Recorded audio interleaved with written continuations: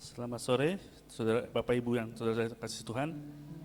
Sebelum kita mulai ibadah kita, mari kita menenangkan hati dan pikiran kita dan mengambil satu duduk sejenak.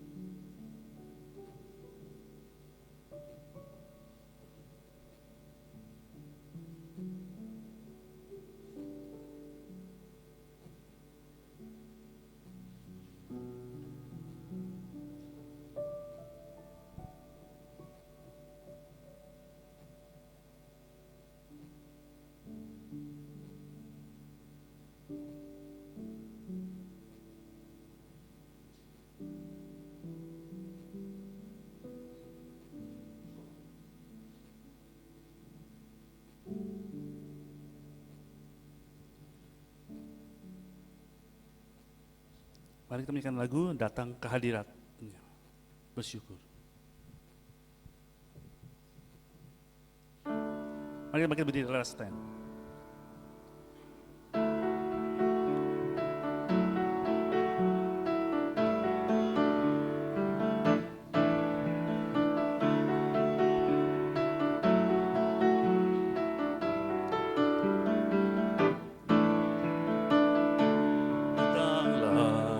Baiknya dengan hati bersyukur ke dalam pelatarannya,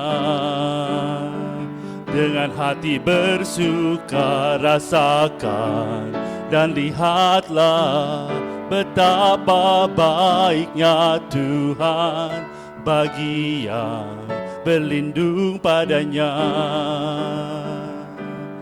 Akan bersorak-sorai, akan bersorak-sorai.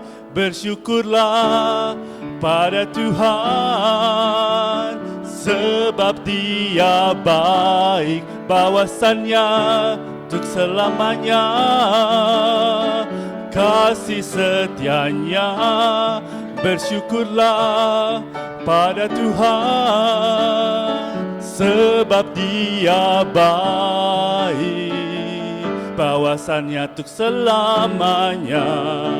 Kasih setianya. Sekali lagi.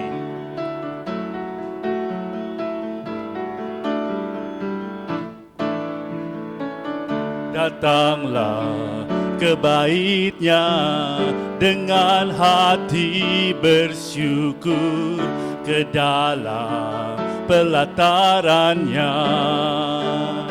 dengan hati bersuka rasakan dan lihatlah betapa baiknya Tuhan bagi yang berlindung padanya. Akan bersorak-sorai, akan bersorak-sorai. Bersyukurlah pada Tuhan, sebab Dia baik, bahwasannya untuk selamanya. Kasih setianya, bersyukurlah pada Tuhan, sebab Dia baik, bahwasannya untuk selamanya. Kasih setianya.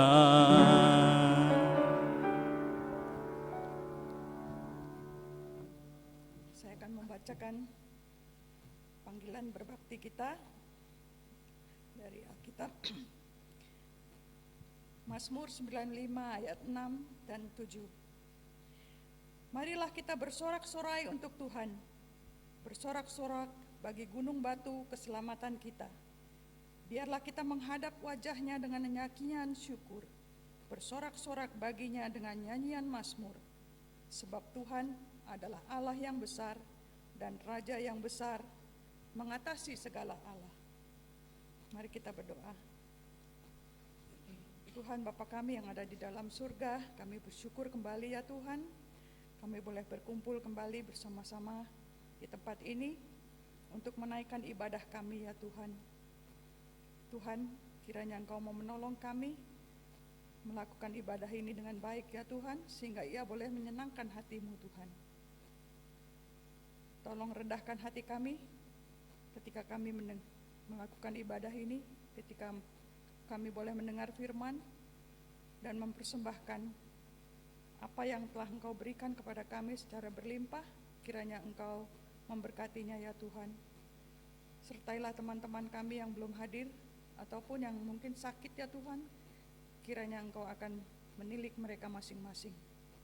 Biarlah Engkau yang beracara pada saat ini Tuhan. Biarlah hati kami hanya fokus kepadamu, supaya ibadah kami benar-benar akan membawa kami kepada kemuliaan kerajaan-Mu. Terima kasih ya Tuhan. Dalam nama Tuhan Yesus Kristus, Tuhan dan Juru Selamat kami. Amin. Mari kita lanjutkan dengan pujian berikutnya. Kau ubah ratapku jadi tarian.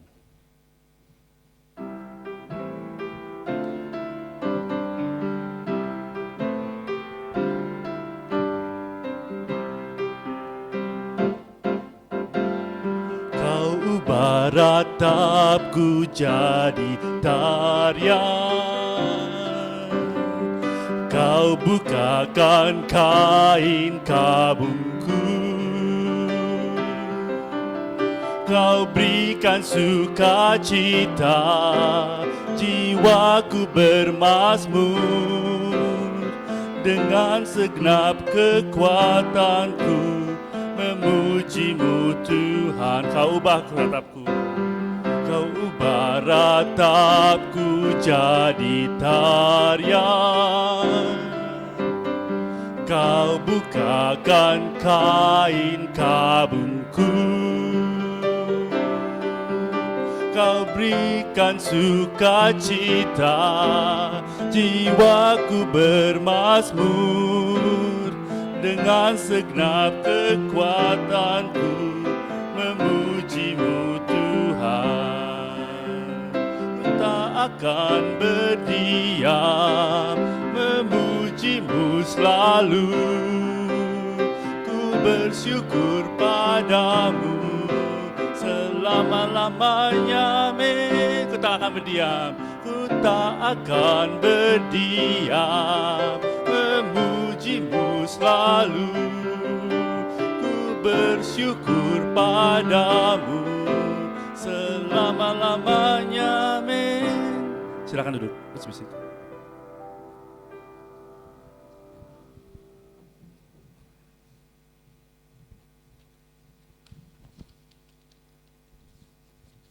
Bacakan warta untuk minggu ini.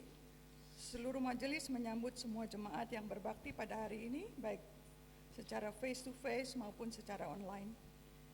Kiranya firman Tuhan dan persekutuan kita pada hari ini dapat menguatkan kita, menguatkan iman kita dan memberikan kita sukacita dan berkat. Kami mengundang jemaat untuk terus hadir dan mengikuti kebaktian di gedung gereja Bowen Baptist Church. Apabila berhalangan datang, dapat bergabung secara online melalui Zoom meeting ID yang tertera di buletin ini. Kami juga mengucapkan selamat datang tamu kita pada hari ini adalah Pak Teddy dan cucunya Serena. Terima kasih Pak. Untuk khotbah minggu ini dan minggu-minggu yang telah berlalu dapat didapatkan di YouTube dengan menggunakan link YouTube yang juga ada tertera di buletin ini. Dan bisa meminta undangan kepada Bapak Edwin. Majelis dan SBI mengucapkan terima kasih kepada Pak Benyamin yang telah selalu setia bila dipanggil untuk datang meluangkan waktu mengisi mimbar. Terima kasih Pak. Kiranya Tuhan memberkati pelayanan Bapak terus. Untuk persekutuan doa bersama, seluruh jemaat diundang untuk dapat mengikuti persekutuan doa bersama yang diadakan pada hari Kamis tanggal 15 Juni jam 8 malam sampai selesai. Ini merupakan WhatsApp group doa bersama SBI. Bagi jemaat yang ingin ikut, ingin mengundang orang lain ataupun mempunyai pokok doa yang ingin didoakan, kiranya dapat menghubungi koordinator acara doa ini, yaitu Saudari Diana Johanis, melalui teks dan WhatsApp nomor yang tertera juga di buletin ini. Persekutuan Pemahaman Alkitab.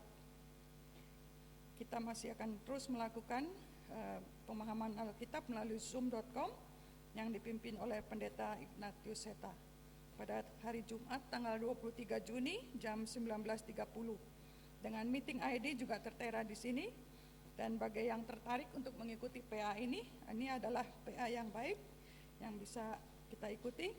Bisa juga mengundang orang lain dan kita bersama-sama melakukan pelajaran Alkitab melalui Zoom ini. Dan bila ada yang berminat bisa menghubungi Bapak Edwin dengan nomor HP yang tertera juga di buletin ini. Dan ini merupakan WhatsApp grup juga. Terima kasih. Mari kita berdoa syafaat. Tuhan Bapa kami yang ada di dalam surga, kami mengucap syukur dan berterima kasih ya Tuhan.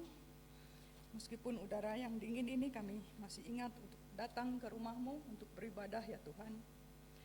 Karena kami tahu Tuhan adalah Tuhan kami yang patut disembah dan dipuji.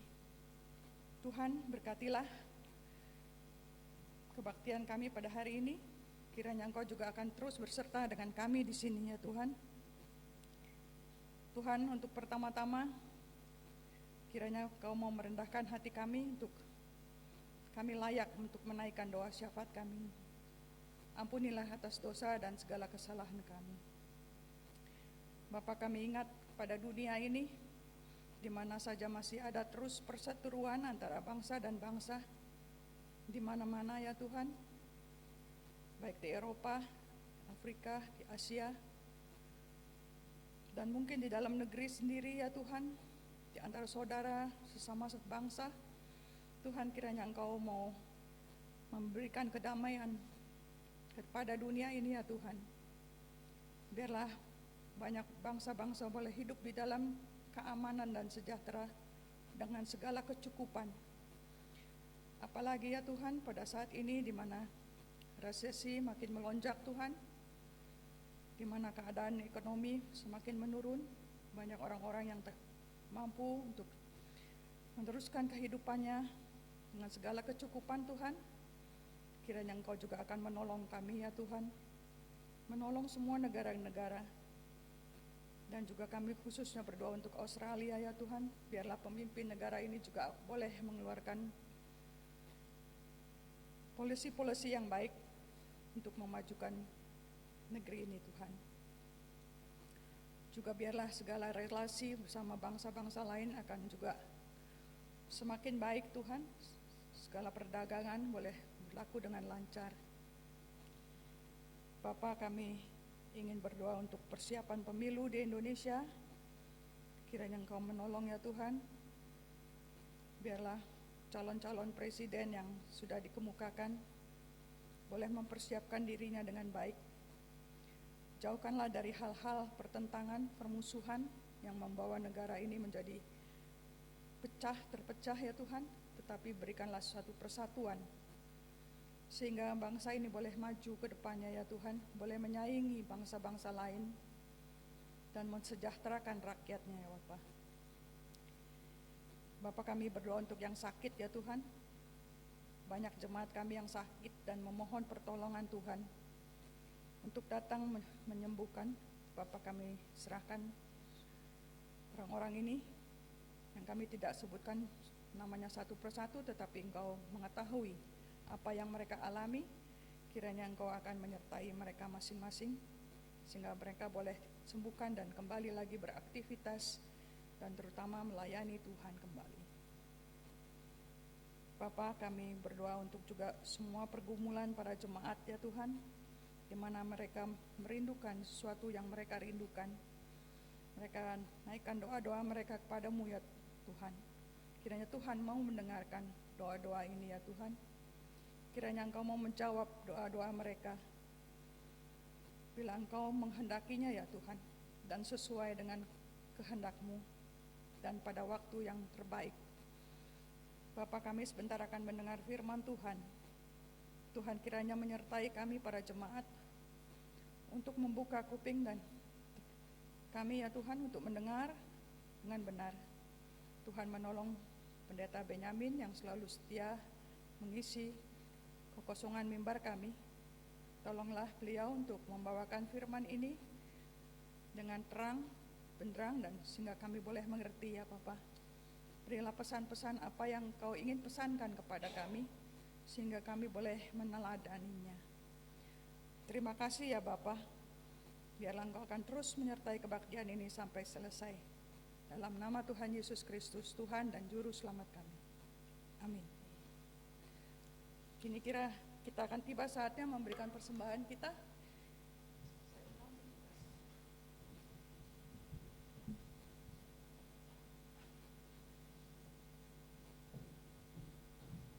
Membacakan sambil dibawakan kantong kolekte. Saya akan membacakan dulu panggilan untuk persembahan,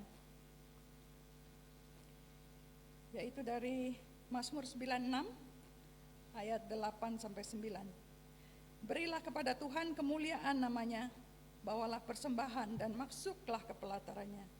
Sujudlah menyembah kepada Tuhan dengan berhiaskan kekudusan.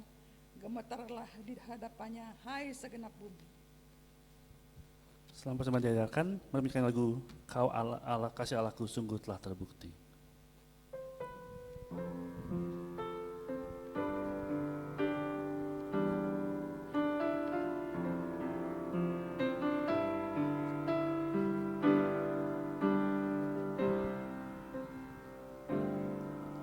Kasih Allahku sungguh telah terbukti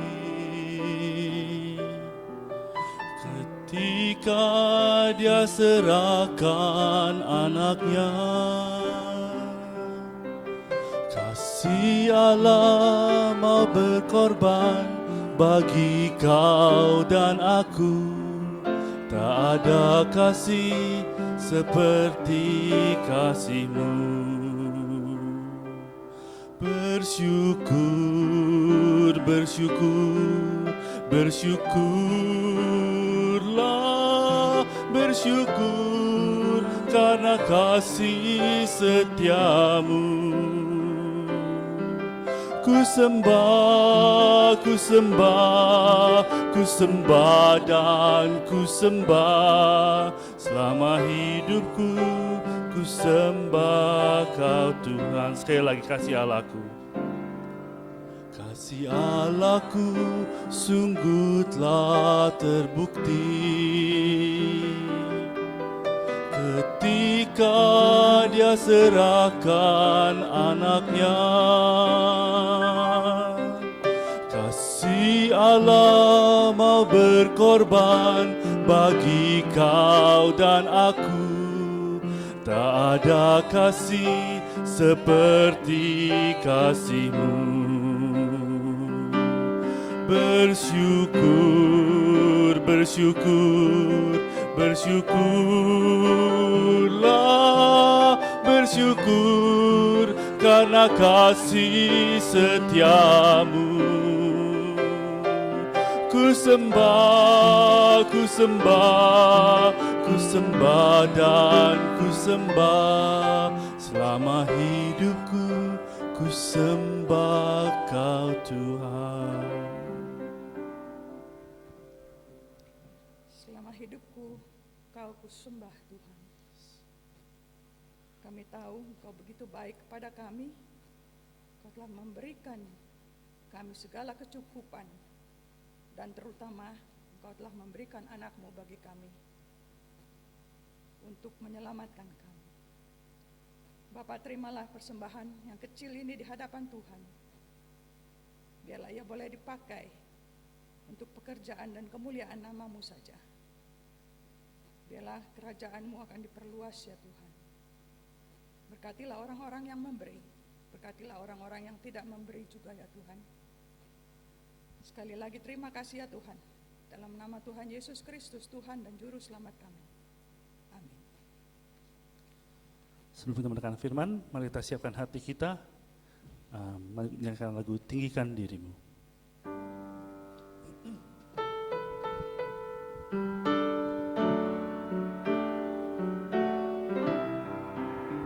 Mari kita stand.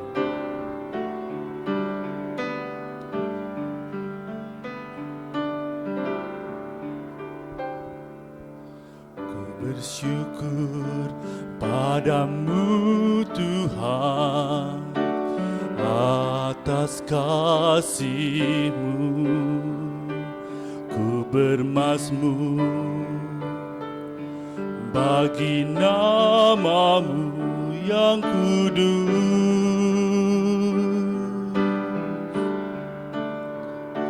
sebab Engkau kebenaranku, padamu ku percaya. Betapa mulianya Tuhanku, ku rindu menyatakan.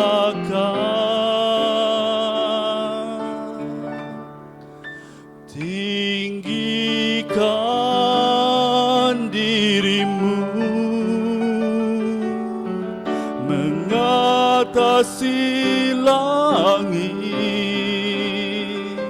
kebesaran-Mu Tuhan mengatasi bumi. Tinggikan dirimu mengatasi langit, kemuliaan-Mu Tuhan mengatasi bumi. Sekali lagi ku bersyukur.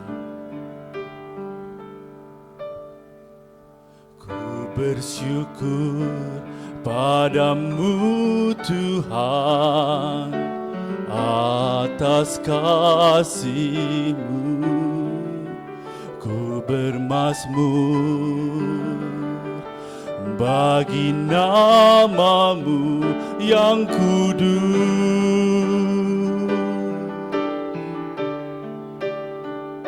sebab Engkau kebenaranku, padamu ku percaya. Betapa mulianya Tuhanku, ku rindu menyatakan.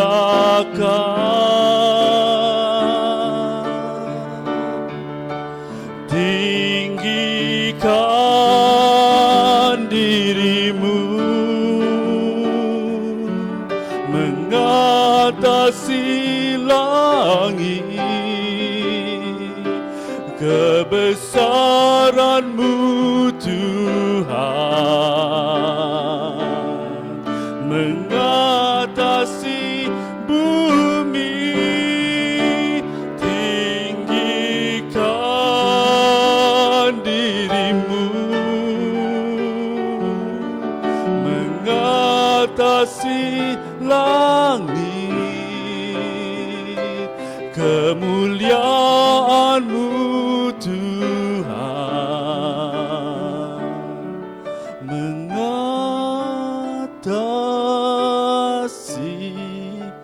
bumi.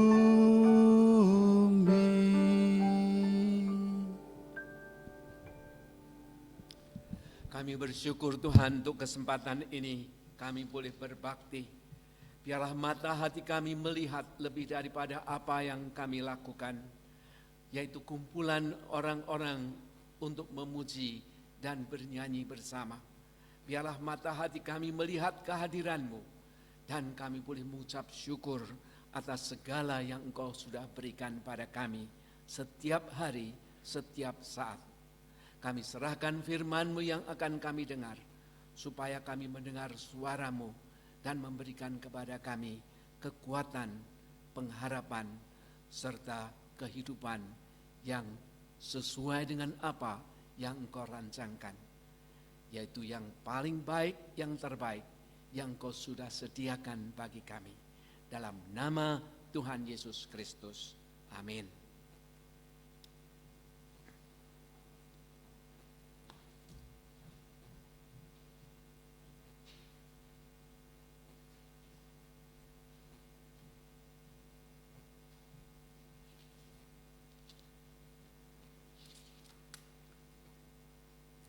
Bagian Alkitab yang akan kita baca hari ini,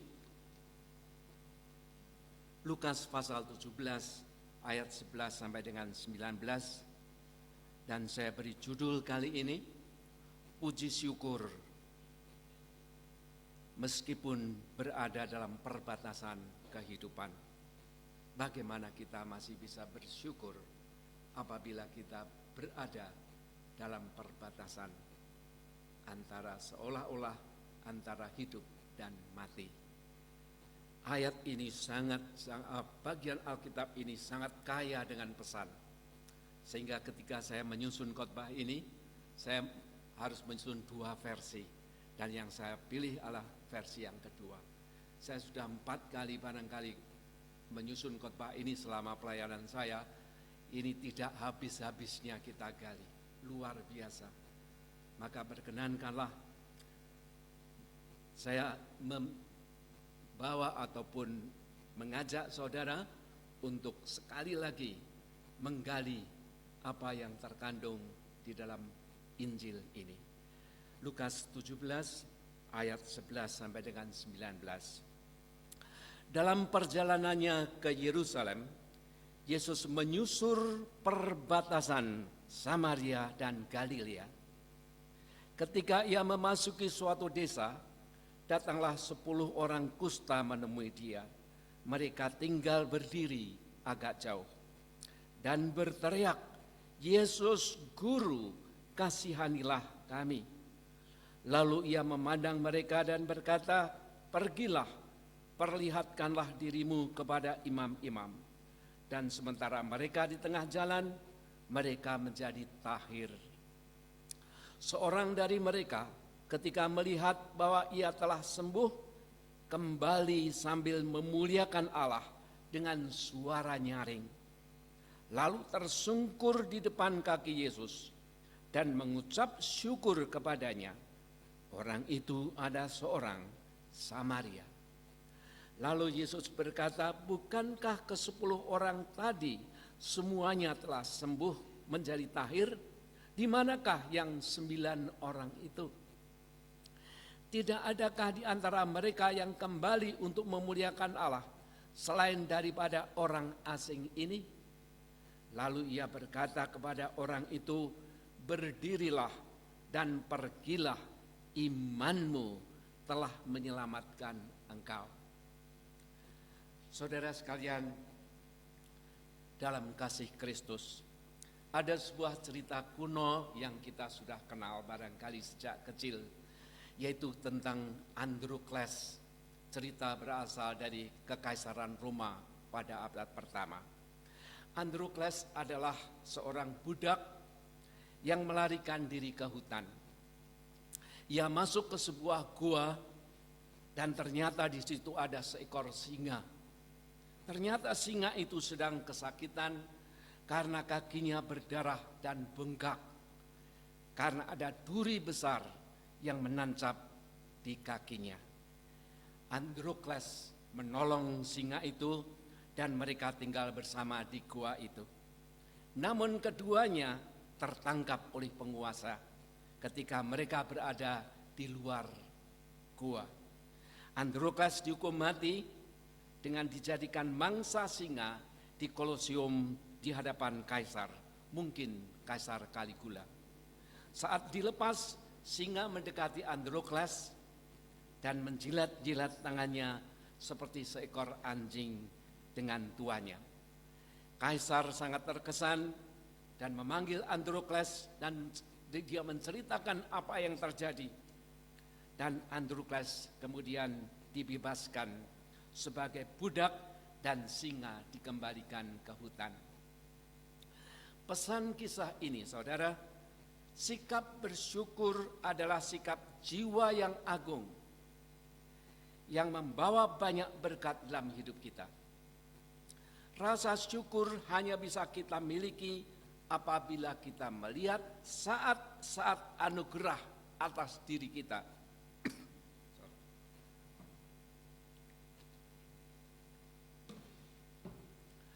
Sehingga itu akan mengubah pikiran kita. Perasaan dan perilaku kita akan menjadi lebih baik. Singa itu berubah dari binatang buas menjadi sahabat Androkles. Karena melihat dan mengingat anugerah yang ia terima dari Androkles.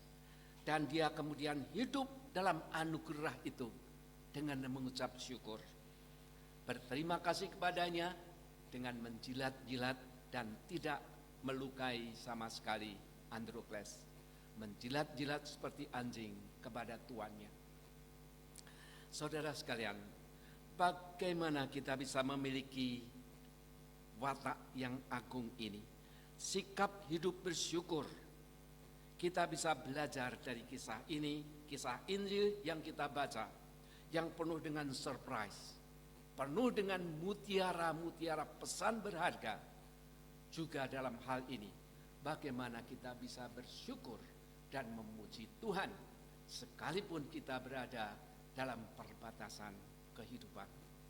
Saudara, inilah pesan yang penting, bahwa Allah hidup dan Allah hadir dan berkarya di perbatasan kehidupan sekalipun.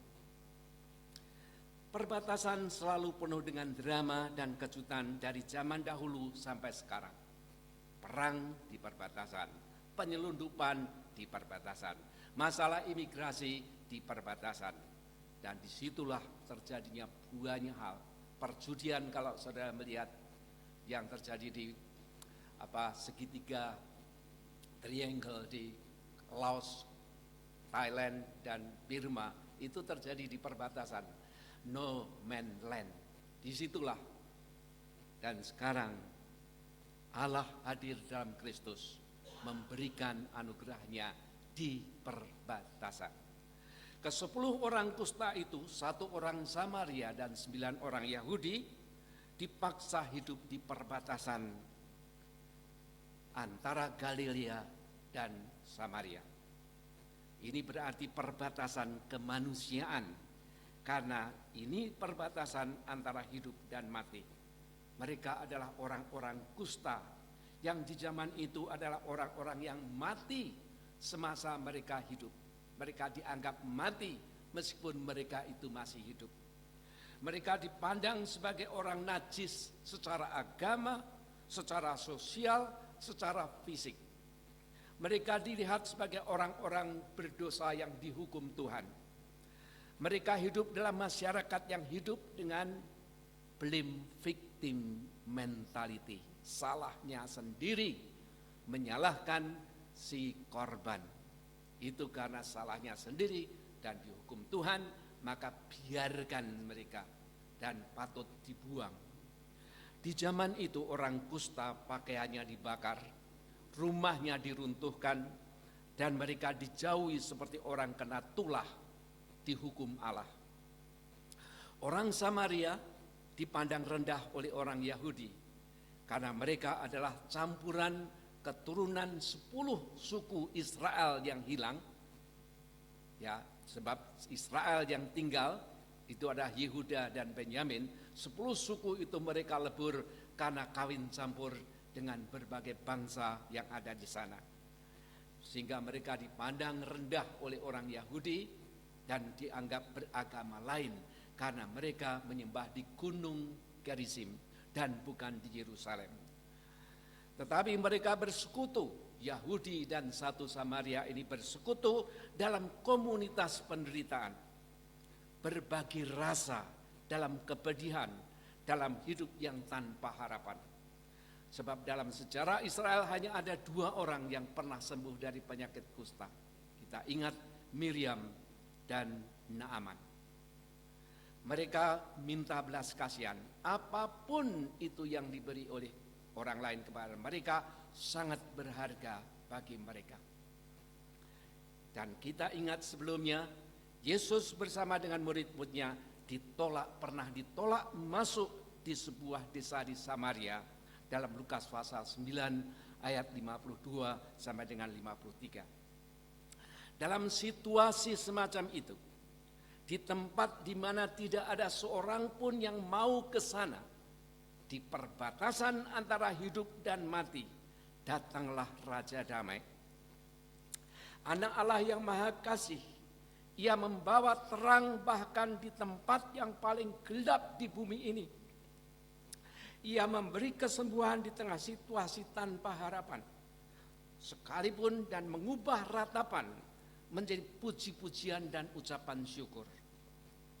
Yesus adalah wujud Allah yang berbelas kasih kepada setiap orang.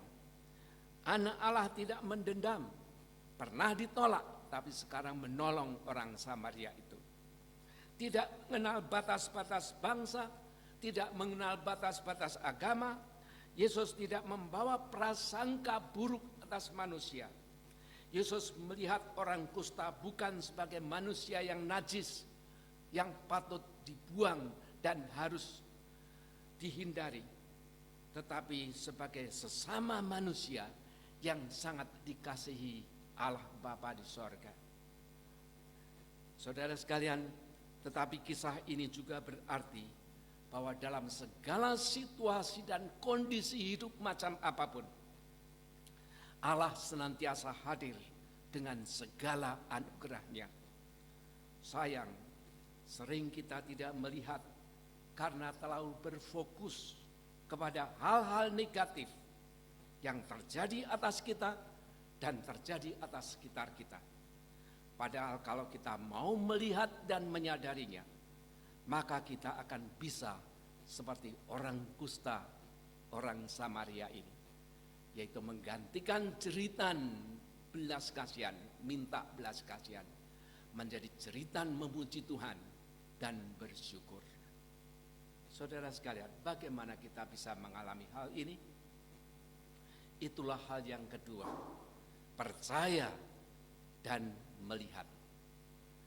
Dalam kisah ini sangat mungkin Yesus bermaksud mengajarkan juga kepada para muridnya, murid dulu dan murid sekarang, saudara dan saya termasuk di dalamnya.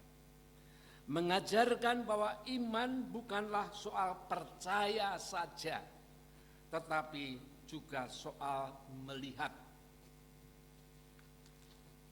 Yesus melihat orang-orang kusta itu bukan sebagai orang najis, bukan sebagai orang-orang buangan, tetapi sebagai sesama manusia yang dikasihi Allah. Maka kehadirannya membawa perbedaan. 10 penderita kusta disembuhkan, tetapi satu orang Samaria melihat, memperhatikan, membiarkan apa yang terjadi meresap dalam hatinya, dan itu membuat perbedaan dalam hidupnya. Karena dia melihat apa yang telah terjadi, penderita kusta mengakui Yesus dan pemerintahannya dan kuasanya dengan menyembah Dia. Karena melihat apa yang telah terjadi, penderita kusta memiliki sesuatu yang patut disyukuri, memuji Tuhan dengan suara nyaring. Karena dia melihat apa yang telah terjadi, si penderita kusta mengubah arah, menyimpang dari jalannya menuju kepada imam untuk kembali kepada Yesus terlebih dahulu. Inilah undangan bagi kita sekalian, murid Yesus dulu dan murid Yesus sekarang juga, untuk menyadari apa yang kita lihat itulah membuat perbedaan. Dalam menghadapi kesulitan, apakah kita melihat bahaya atau peluang? Saat menghadapi kebutuhan orang yang membutuhkan sesuatu, apakah kita melihat itu sebagai permintaan atau kesempatan kita memberi?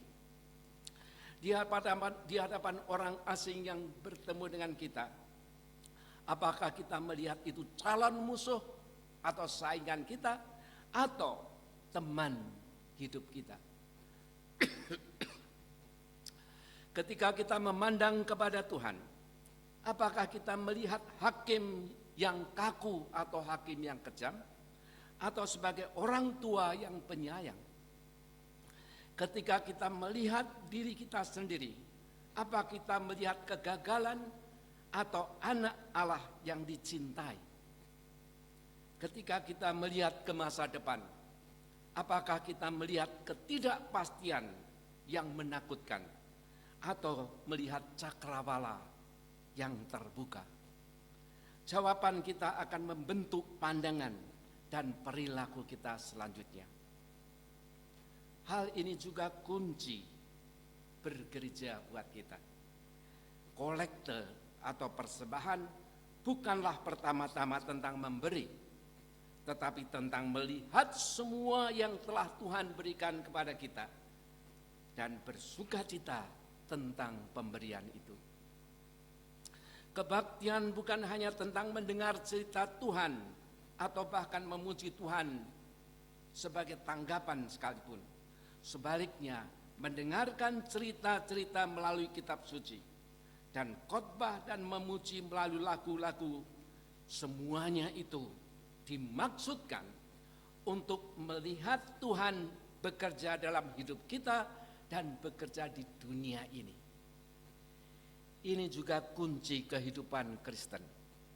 Sebelum kita dipanggil untuk percaya atau mengaku atau melayani atau melakukan sesuatu yang baik, mari kita melihat dan membantu orang lain melakukan yang sama. Melihat segala kebaikan yang Tuhan berikan bagi kita, maka kita juga dipanggil menunjukkan berkat yang Tuhan sudah sediakan bagi kita dalam wujud belas kasihan, menyebut kasih Tuhan setiap hari pada saat kita berhadapan dengan orang lain, dimanapun kita berada, agar melalui kita orang juga bisa melihat betapa baiknya Tuhan itu dalam hidup mereka dan hidup kita semua. Saudara sekalian, yang terakhir, syukur dan keselamatan. Di awal cerita ini, ke-10 orang terjebak. Mereka tinggal di perbatasan di tanah tak bertuan, yang najis secara sosial, secara agama, dan secara fisik. Di akhir cerita, ke-10 disembuhkan, ke-10 orang ini disembuhkan. Tetapi seseorang memiliki sesuatu yang lain. Dia telah melihat Yesus, mengenali berkat-Nya, dan bersukacita karenanya, dan mengubah arah tindakannya dan perilakunya. Inilah yang disebut melihat. Tetapi dia lebih dari itu, yaitu dia memuji Allah dan bersyukur kepada Yesus. Dia memuji Allah dan bersyukur kepada yang memberi, Yesus. Itulah sebabnya penderita kusta ini tidak hanya disembuhkan, tetapi disembuhkan secara utuh, holistik. Dipulihkan ke dalam hubungan dengan Tuhan dan sesama. Dilepaskan dari segala penghalang, agar dapat mengalami kebaikan tertinggi yang Allah sediakan baginya. Ini semua dapat dirangkum dalam satu kata, diselamatkan. Itulah keselamatan. Saya ingat pengajaran seorang guru teologi saya yang mengatakan dengan mengutip kata-kata dari Martin Luther, sang reformator, bahwa kita diselamatkan hanya oleh iman benar. Tetapi iman tidak pernah hanya. Saya ulangi, kita memang diselamatkan hanya karena iman. Tetapi iman yang sesungguhnya tidak pernah hanya iman. Iman tidak hanya percaya, tetapi juga melihat, to see, to understand, to comprehend. Ngeh bahasa Jawanya. Nah, itulah iman. Yang Allah understand apa, melihat apa, ngeh apa yang Allah kerjakan dan sediakan bagi kita. Tetapi bukan hanya melihat, tetapi sampai menimbulkan kekaguman dan tindakan syukur kepada yang memberi. Maka melihat kebaikan Tuhan dan bersyukur, dua sisi dari satu mata uang. Tanpa satunya itu tidak ada harganya. Bersyukur atau kurang minimal harganya, yaitu melihat kebaikan Tuhan dan bersyukur. Dan itulah yang dinantikan Tuhan. Contoh saudara sekalian, kalau saya diberi misalnya makanan enak oleh Bu Siti, saya berkata, wah hebat nih, itu tidak cukup. Kalau hanya mengagumi itu tidak cukup. Tapi saya harus menerima dan kemudian terima kasih ya Bu, enak ini, baru lengkap. Bu Siti bahagia, saya bahagia.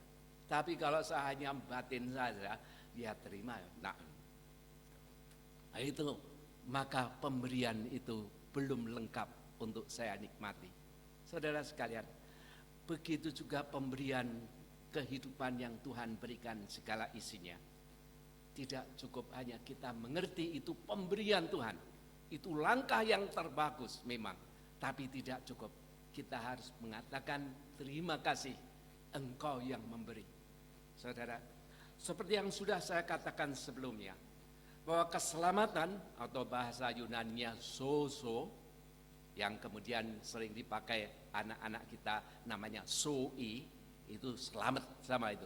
Diselamatkan itu soi, itu si selamat itu sama itu keselamatan sozo, bahasa kata kerjanya itu artinya deliverance, dilepaskan, berarti dilepaskan, dibebaskan dari segala penghalang yang ada di dunia ini agar bisa mengalami kebaikan tertinggi yang Allah sediakan bagi kita.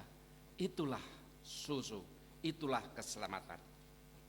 Maka salah satu penghalang serius untuk mengalami kebaikan tertinggi yang Allah sediakan adalah hidup tidak bersyukur.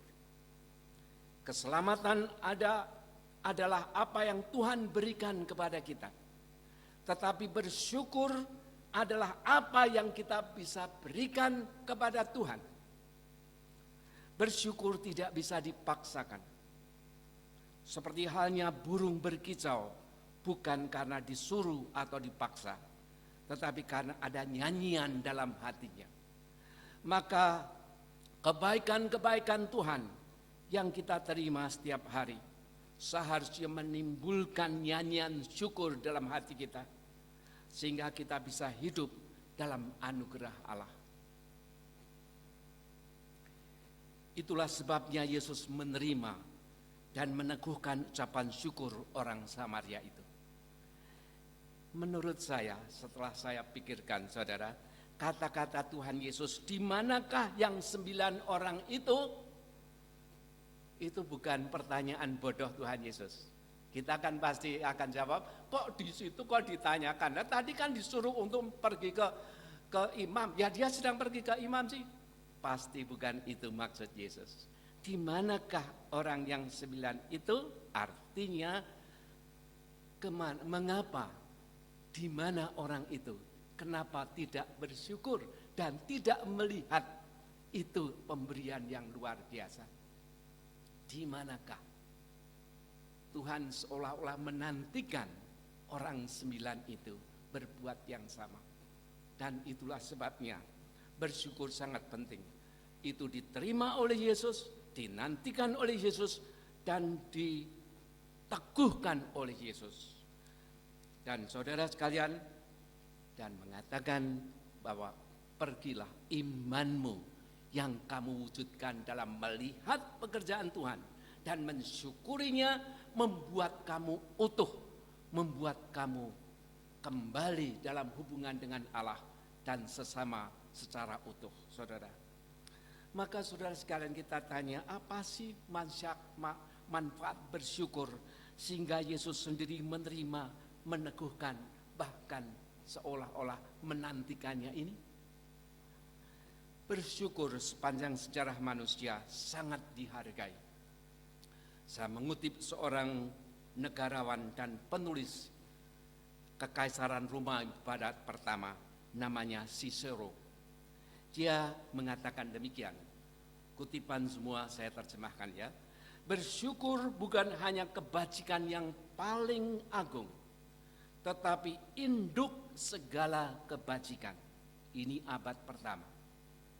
Saudara, apakah induk segala kebajikan itu menurut iman Kristen? Saya menyebutkan dua hal. Satu, memenuhi tujuan hidup yang dikehendaki Tuhan. Dengan bersyukur, kita sudah memenuhi apa yang Tuhan inginkan dalam hidup kita. Dalam bukunya Westminster Katekismus Westminster yang sering dipakai dalam gereja-gereja Presbyterian atau gereja-gereja Protestan di dunia ini, menyebut bersyukur sebagai tujuan hidup yang terutama dan tertinggi. Bersyukur. Dalam bukunya Before God, George Straub menulis sebagai berikut. Tujuan dan akhir dari keberadaan manusia adalah bersyukur dan memuji Tuhan. Bukan karena memahami siapa manusia itu, tetapi karena memahami siapa Allah itu. Allah yang di hadapannya kita sebagai umat manusia hidup adalah realita yang agung, yang mengatasi segala pengertian kita. Maka tanggapan manusia yang selayaknya bagi Allah hanyalah menyembah dan memuji Dia. Penyembahan dan puji-pujian. Alkitab penuh dengan puji-pujian dan penyembahan ini. Karena itulah yang dikehendaki Allah, tujuan tertinggi dalam kehidupan manusia. Maka semua bentuk pelayanan, ibadah, perbuatan baik, bahkan pekerjaan kita sehari-hari seharusnya mewujudkan ucapan syukur kita kepada Tuhan. Ini sejajar dengan apa yang dikatakan oleh Rasul Paulus dalam Kolose 3 ayat 17. Dan segala sesuatu yang kamu lakukan dengan perkataan dan perbuatan, lakukanlah semuanya itu dalam nama Tuhan Yesus. Seperti atau atas nama Yesus berarti seperti yang dilakukan oleh Yesus dan dengan hati dan pikiran Yesus, sambil mengucap syukur oleh Dia kepada Allah Bapa kita. Tetapi sayang saudara, banyak orang ketika meminta kepada Tuhan berteriak dengan semangat, ayat 13. Tetapi untuk bersyukur tidak bersemangat, ayat 15. Karena lebih berfokus kepada pikiran negatif atau sekedar sebagai tugas, sehingga amal bakti dan pekerjaannya sering menjadi beban. Orang Samaria ini sama nyaringnya dalam meminta dan bersyukur kepada Tuhan. Saudara sekalian, yang kedua, apa manfaat bersyukur? Sikap bersyukur adalah kekayaan, aset. Maka use it or lose it. Gunakan itu atau hilang atau mubazir. Itu tanggung jawab kita dan pilihan kita. Aset yang siap kita gunakan tanpa tergantung situasi dan kondisi hidup yang kita alami. Secara praktis, hati bersyukur membawa kesehatan dan hidup kita secara keseluruhan menjadi lebih baik. Saat kita bersyukur, melihat berkat-berkat Tuhan, maka kita menyisihkan pikiran dan emosi yang negatif dan perasaan yang tidak enak, dan mulai memusatkan pikiran pada hal-hal yang baik yang sering tidak kita sadari. Misalnya, saat mengalami ban mobil kempes di jalan dan roadside service kita expired, daripada menggerutu atau menyalahkan diri sendiri, lebih baik berpikir mengganti ban mobil sebagai ini pengalaman. Betapa untungnya kalau saya punya mobil. Banyak orang tidak mengganti mobil karena tidak punya mobil. Syukur saya bisa mengganti mobil, berarti saya punya mobil. Dan berapa harganya kalau saya panggil tukang. Itulah pikiran yang bersyukur. Mengalihkan dari yang negatif kepada yang baik yang bisa kita capai dalam situasi sulit. Kalau saya boleh pinjam dari disiplin ilmu yang lain, pikiran positif semacam itu menyebabkan bekerjanya hormon serotonin dan dopamin di otak kita. Itulah hormon-hormon yang menimbulkan perasaan bahagia dan gembira dan mengurangi hormon stres yang berbahaya. Hasilnya luar biasa. Hasil yang segera didapat adalah mengurangi stres dan kekhawatiran. Hasil jangka panjang kalau terus-menerus kita lakukan, merubah otak kita, membuat kita lebih percaya diri, menatap dalam menghadapi tantangan hidup lebih kuat dan lebih bersemangat, bisa tidur nyaman dan ceria dalam kehidupan sehari-hari. Karena di sini ada hati bersyukur dan kita tahu kebaikan Tuhan senantiasa tersedia bagi kita dalam situasi hidup macam apapun. Juga bersyukur menguatkan hubungan antar manusia. Misalnya suami istri, anak orang tua, menantu mertua, sesama teman, apabila saling mengucap terima kasih secara terbuka, akan mempererat hubungan selanjutnya. Coba tadi kembali, saya diberi makanan oleh Bu Siti, sangat makasih ya Bu, enak sekali. Itu mempererat hubungan kita. Maka dari itu jangan segan-segan menyampaikan terima kasih satu sama lain dengan orang yang paling dekat sekalipun. Itu akan mempererat hubungan kita dan memperbaiki kehidupan kita selanjutnya dengan lebih baik. Penutup saudara sekalian, saya cerita sedikit. Ketika saya melayani jemaat GKI Karangsaru di Semarang, saya melayani di sana 20 tahun. Saya punya anggota jemaat satu keluarga, yaitu wanita seorang janda yang merawat mamahnya yang stroke selama puluhan tahun. Sepanjang saya di sana, saya sudah menyaksikan itu, sehingga setiap kali kami melayani perjamuan kudus di rumahnya, wanita dan ibunya senantiasa berwajah cerah, tidak pernah cemberut dan mengeluh sedikit pun. Kamar dan tempat tidur bersih dan tidak bau sama sekali.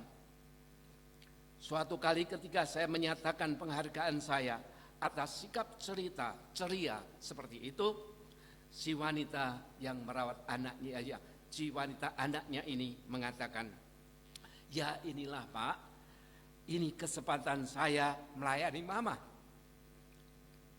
yang dulu merawat saya sejak bayi.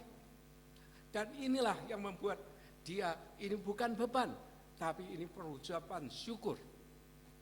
Dan itulah yang memperindah dan yang memberikan ketabahan wanita ini dalam melayani mamahnya. Saudara sekalian, kita hidup tidak pernah sempurna. Hidup ini tidak pernah sempurna. Senantiasa ada yang kurang, selalu ada yang sakit. Kita hidup di dunia yang penuh dengan masalah. Bahkan sering kita berada dalam situasi seolah-olah tanpa harapan. Itulah hidup di dunia.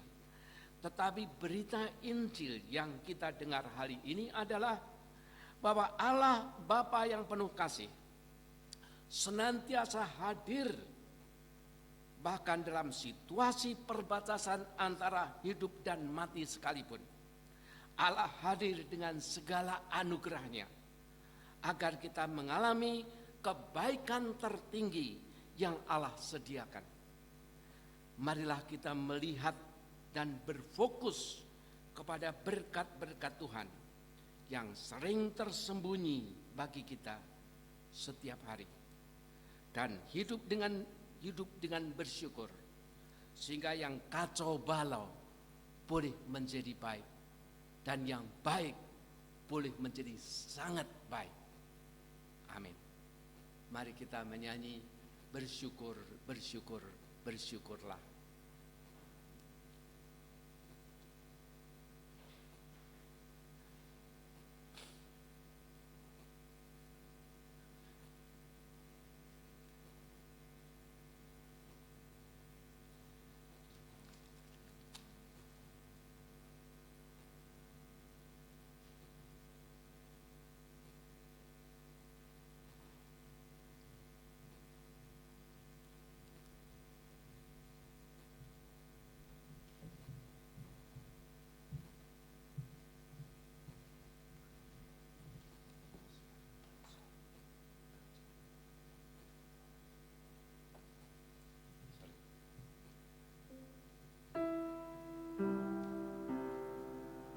Kasih Allahku sungguh tak terbukti ketika Dia serahkan anaknya. Kasih Allah mau berkorban bagi kau dan aku. Tak ada kasih seperti kasih-Mu. Bersyukur, bersyukur, bersyukurlah, bersyukur karena kasih setia. Ku sembah, ku sembah, ku sembah dan ku sembah. Selama hidupku ku sembah Kau Tuhan. Kasih Allahku sungguh telah terbukti ketika Dia serahkan anaknya.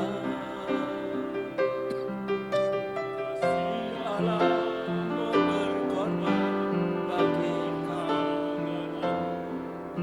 Tak ada kasih seperti kasih. Bersyukur, bersyukur, bersyukurlah, bersyukur karena kasih setia. Ku sembah, ku sembah dan ku sembah. Selama hidupku ku sembah Kau Tuhan. Kita berdoa. Ajarlah kami Tuhan melihat berkat-berkat-Mu, melihat kehadiran-Mu, melihat karya-Mu dalam kehidupan kami setiap hari. Sebab di mana ada kehidupan, Engkau hadir dengan segala anugerah dan berkat-Mu. Engkau hadir dengan kasih-Mu yang melimpah. Sehingga hidup kami dipenuhi dengan anugerah-Mu. Dan hati kami dipenuhi dengan nyanyian dan puji-pujian. Kami serahkan Tuhan hidup kami dan jemaat ini ke dalam tangan-Mu. Dalam nama Tuhan Yesus. Amin.